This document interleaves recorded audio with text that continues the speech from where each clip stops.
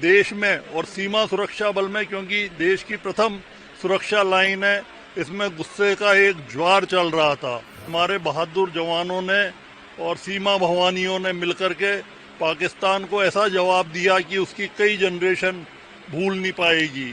सबके मन में एक ही इच्छा थी कि किस तरह पाकिस्तान के दांत खट्टे कर दिए जाएं, किस तरह इसको सबक सिखाया जाए। जो ही पाकिस्तान ने दुस्साहस करा उस रात को, इनके हथियारों ने आग खोल दी और पाकिस्तान वहां से भागता ही नजर आया। उसके सिपाही वो भागते ही नजर आए और भारी उनको नुकसान का, उनके जितने ओपी टावर थे, सर्विलेंस इक्विपमेंट थे, पोस्टें थी, सब बर्बाद कर दी गई। जिस तरह से 22 अप्रैल को भारतीय नारियों का सिंदूर मिटाया गया था और जिस तरह से पाकिस्तान समर्थक आतंकवादियों की हरकतें चल रही थी, तो पूरे देश में और सीमा सुरक्षा बल में, क्योंकि देश की प्रथम सुरक्षा लाइन है, इसमें गुस्से का एक ज्वार चल रहा था।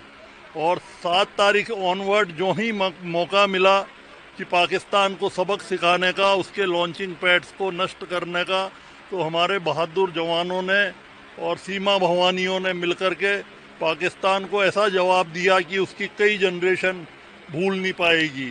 सीमा सुरक्षा बल इस लड़ाई के लिए पूरी तरह से तैयार था, पूरी तरह दृढ़ प्रतिज्ञ था। और इस इतनी फायरिंग होने के बाद भी हमारे जो जवानों का, अधिकारियों का, अधीनस्थ अधिकारियों का जोश था, वो देखने लायक था। मतलब किसी के भी चेहरे पे कोई भय का, आतंक का, खौफ का कोई भाव नहीं था और सबके मन में एक ही इच्छा थी कि किस तरह पाकिस्तान के दांत खट्टे कर दिए जाएं, किस तरह इसको सबक सिखाया जाए। और जिस तरह इन्होंने भारतीय स्त्रियों का अपमान करा और साथ में मैसेज दिया कि ये हमारे आदरणीय प्रधानमंत्री मोदी जी को दिखा देना, तो हर आदमी के दिल में खून की ज्वाला जल रही थी।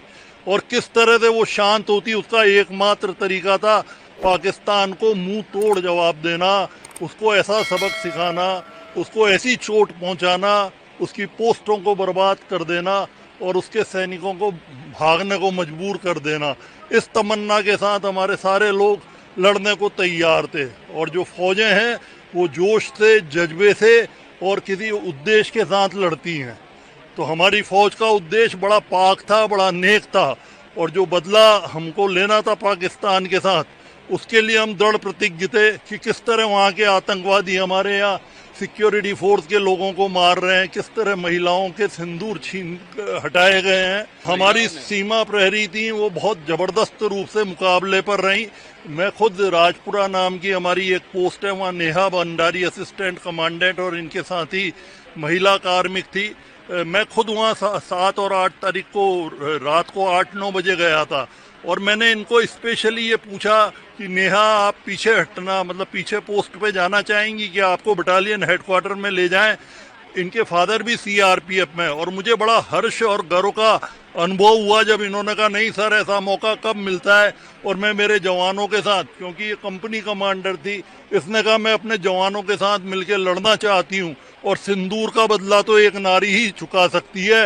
इन्होंने भारतीय नारियों का सिंदूर मिटाया है और मैं इनको बताऊंगी सिंदूर की क्या कीमत है। इनकी पोस्टों पे 81 मोटर और दूसरे जो रॉकेट लॉन्चर, सभी तरह के हथियार वहाँ पे तैनात कर रखे थे।